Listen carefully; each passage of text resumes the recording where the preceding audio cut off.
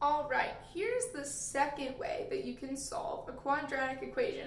This one's actually my favorite, and this correlates with your second assignment, the one that's on a worksheet. And this is solving using the quadratic formula. Again, that quadratic is referring to the type of equation that has an x squared or whatever variable with a squared on it. Okay, and the quadratic formula is when you plug a bunch of stuff in and work it out, and that's what we have here. And it's kind of a doozy, okay? It's a long formula. The great news is, since you're at home, you don't have to memorize it. You can look at the notes that are posted, you can write it down and use that to help you. It also is often set to the tune of Pop Goes the Weasel, so I'm going to give that a shot real quick. And it does start with x equals because we're trying to find x or whatever variable, but it's only the rest of the part of the song. So the equation goes, or the formula goes like this. Negative b plus or minus the square root of b squared minus 4ac all over 2a. All right, that's just kind of help you remember it. There are some weird things in this formula, okay? There's a square root. We have talked about those before, but not used them a whole lot. There is a squared. Again, hopefully we're pretty familiar with squared by now. There's a, b, and c, and those a, b, and c refer back to that same idea of ax squared plus bx plus c, same ones that we've been using while factoring. And then here's the really weird one, plus or minus, okay? It's literally a plus sign written over a minus sign. I'm just going to leave that alone and explain it when we get there, okay? So let's say you have a really complicated equation like this one. I promise most of yours aren't going to look this complicated, but I figure if we start out with a hard one, you can do anything. So we've got negative 4k squared minus 8k minus 3 equals negative 3 minus 5k squared. All right? Now, just like the last way of solving an equation, we need this to equal 0. It only works if this is equal to 0. So we're going to get rid of everything on this side until the only thing we have left is 0. So you can do that all at once or one at a time. Let's start with this negative 3. If I want to get rid of a minus 3, I need to add 3 so that it cancels out. Whatever I do to one side of the equation, I have to do to the other side. I also have to keep in mind like terms. Since 3 is a number, it doesn't have a variable on it, I need to add 3 on this side to the only other piece that is a number, okay? That one has a variable, that one has a variable. This is the only one that's just a number, so this is where I'm going to add 3. Although you'll notice, negative 3 plus 3 is 0. So this also canceled out. That is okay. All right, I'll rewrite it so that we can get a grip of what's going on. Negative 4k squared minus 8k equals negative 5k squared. Okay, this is looking a little bit more simpler. Again, I want this side to be 0, so I need to get rid of negative 5k squared. I'll go ahead and give you a hint. All of the getting rid of that you're going to be doing is going to be through addition or subtraction, not multiplication and division.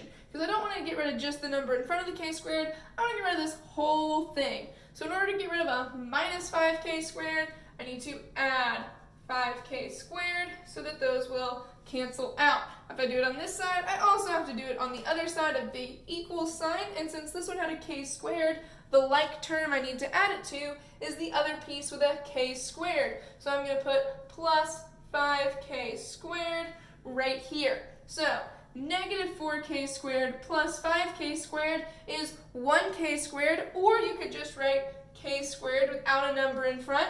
And then I need to copy down minus 8k, bring down the equal sign, and since everything on this side is now canceled out, that is a 0. So my equation now reads k squared minus 8k equals 0. I'm going to erase some stuff and move that up to the top. That was k squared minus 8k equals 0. Remember that generally these look like ax squared plus bx plus c equals 0. So my first step, now that this is equal to 0, and sometimes it'll already be that way, sometimes it won't, so I went ahead and gave you an example of if it's not. But now that it is, I need to find out what is a, b, and c. Well, a is the number in front of whatever variable is squared. here's a variable that's squared and it doesn't have a number in front of it, which means we know that that number is 1. So a equals 1. Now b is the number in front of the variable that's not squared. So here's k, that's a variable, and the number in front of it is -8. So that's b. And then c is the number by itself with no variable. And if you look, we don't have any numbers by themselves with no variable. So when something doesn't exist, when it's not there, we call that number 0. So we have a equals 1, b equals -8, and c equals 0. Now we're going to plug all three of those numbers into this big old formula that we started off with, okay? Now, really helpful thing, I made a step-by-step kind of guided notes that I am also posting into a classroom that you can look at that shows you this formula along with all of these steps. So I highly recommend using that. And so I'm going to start plugging things in. It starts with x equals because the whole point is that we're trying to solve for x, or technically this time we're solving for k. So I'll go ahead and put k equals, all right, and then -b. Well, b is -8, so negative 8 is actually +8. Make sure you're careful with your signs there. And then I have this plus or minus thing. Again, that's a plus sign on top of a minus sign. We'll talk about it in a minute. And then I have a square root sign.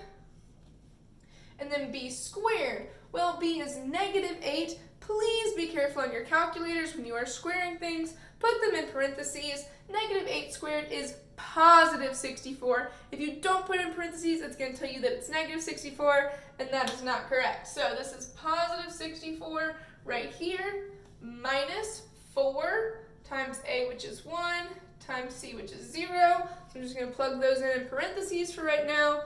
And then all of that entire thing, is over 2 times a, which in this case is 1. So now that you've plugged everything in, you want to work on doing all of this. Now this is a lot to do. It can't all be done at once, which is why it's going to be really important to show your work this week. So I'm going to do everything inside the square root first. And I can type that all into my calculator at once. 64 minus 4 times 1 times 0 equals 64. So I'm not doing anything with the 8 yet, or the plus or minus, or the square root, but I solved everything inside of the square root and got 64. I'll go ahead and multiply on the bottom as well. 2 times 1 is 2. Okay, now your next step. Find this square root. Again, your calculator can do that for you. If you don't have one, use Desmos on the internet.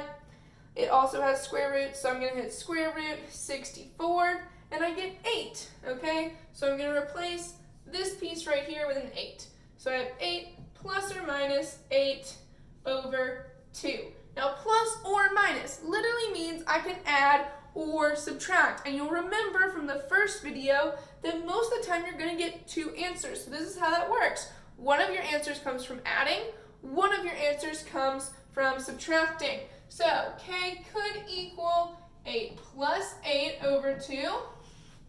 Or k could also equal 8 minus 8 over 2. So you're going to split that into 2 different equations and solve. 8 plus 8 is 16, and 16 divided by 2 is 8. So there's your first answer. 8 minus 8 is 0, and 0 divided by 2 is 0. So that is your second answer. All right, so here you get 8, and you also get 0, because like I said, it is very common to get 2 answers when doing these. However, you won't always get 2 answers, so I'd like to show you what it could look like if you do not. All right, so here is an example. I've got 2x squared plus 3x plus 5 equals 0. Now, good news is this one's already equal to 0, so I don't have to move stuff around. I just need to find a, b, and c. A comes in front of x squared, it's 2.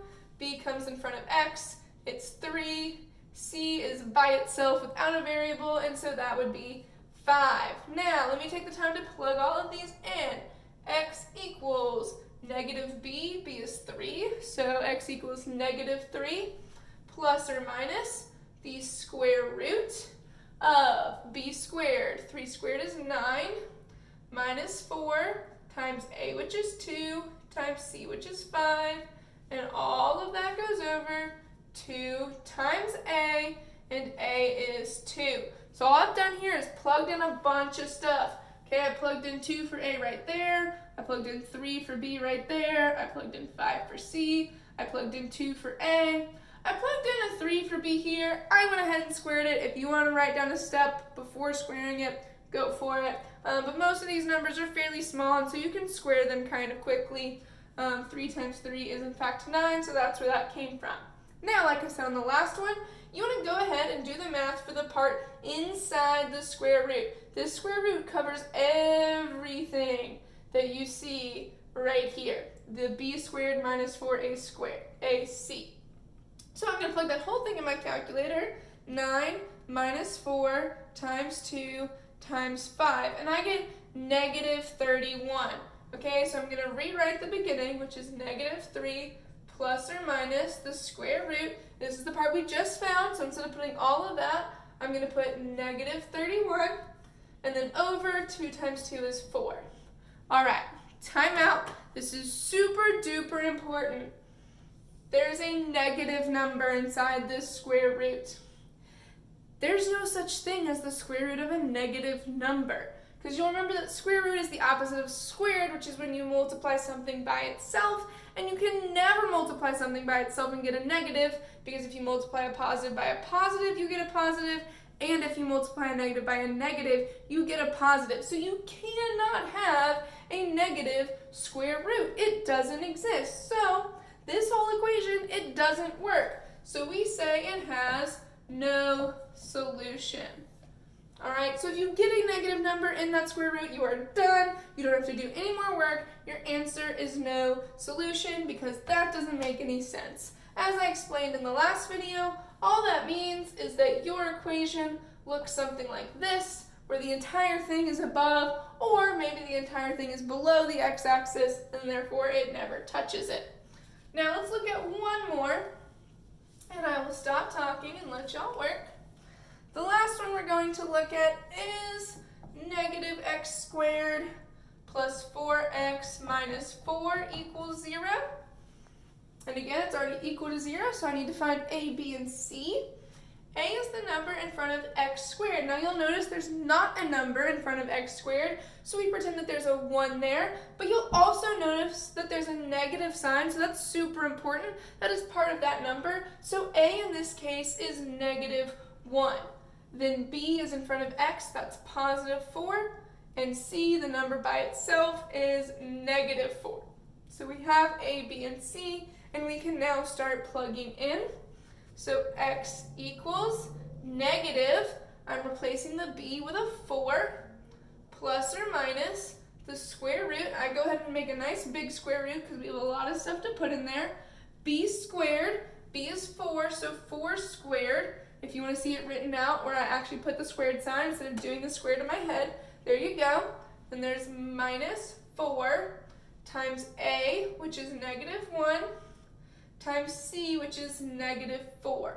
Now with all these negative signs, it's super important that when you're plugging things in, you're using parentheses, or else it gets really messy looking.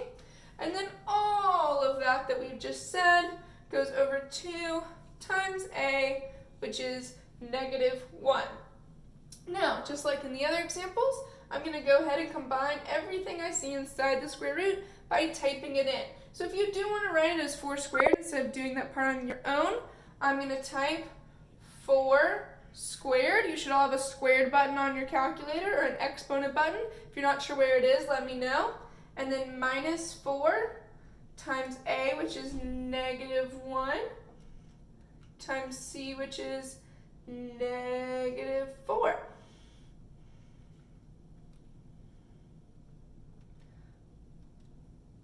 Uh-oh, I typed something in wrong. Okay, 4 squared minus 4 times negative 1 times negative 4. Here we go. It's 0. Okay, so I've got 4 plus or minus the square root of 0 over 2 times negative 1, which is negative 2. Now, anyone know the square root of 0? You can't answer me because I'm videotaping. I'll type it in. The square root of 0 is in fact just 0. Now, what is 4 plus or minus 0? It doesn't matter if you're adding 0 or subtracting 0, you're going to get the same thing. 4 plus 0 is 4, 4 minus 0 is also 4. So you can rewrite it both ways if you want, but essentially, if you get a 0 inside the square root, you can just get rid of that whole thing, and now all we have is 4 over negative 2. 4 divided by negative 2 is in fact negative 2. So here's an example where you only get one answer. Remember that it is possible to get 2 answers, 1 answer, or 0 answers. It is most common that you will get 2, but I wanted to show you examples of all 3 options. Again, remember, I have a very detailed step-by-step process posted on Google Classroom as well that I recommend using. Thanks, guys.